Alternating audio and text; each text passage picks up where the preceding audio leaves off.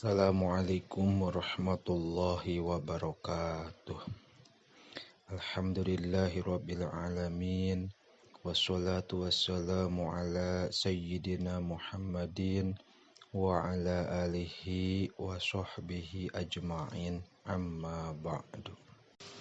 Ayo urang ngalajengkeun deui hancadadosan urang sadayana kitab Akhlaqul Banin juz kadua bab katilu.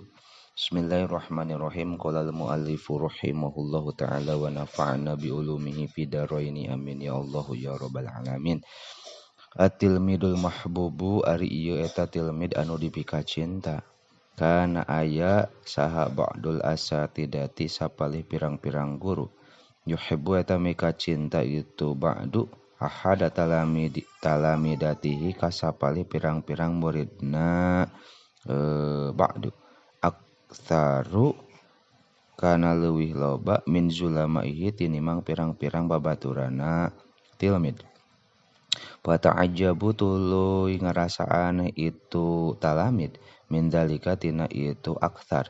Wa qalu sareng nyarios itu talamid li syai'in karena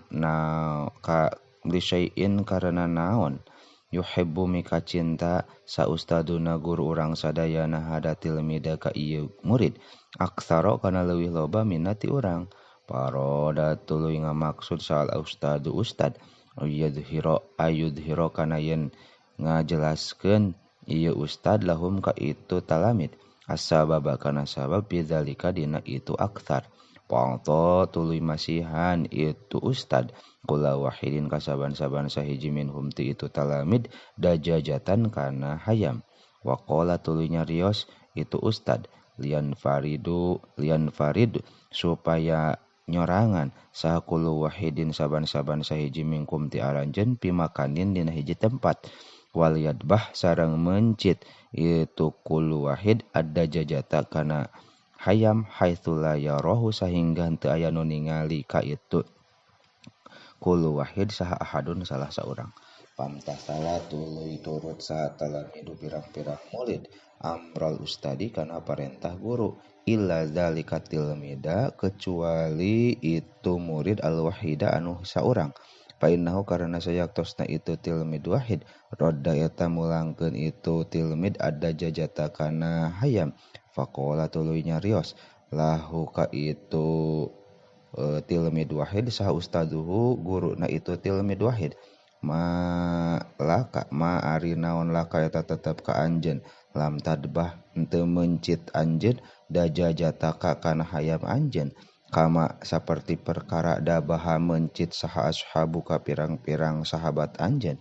Faqala tuluy nyarios itu tilmid wahid li anni karena sayaktosna kuring lam akdir eta henteu bisa kuring an parido kana an parida kana yen nyorangan kuring pimakanin dina hiji tempat layaroni anu henteu ningali ka kuring pihi dina itu makan saha ahadun salah saurang.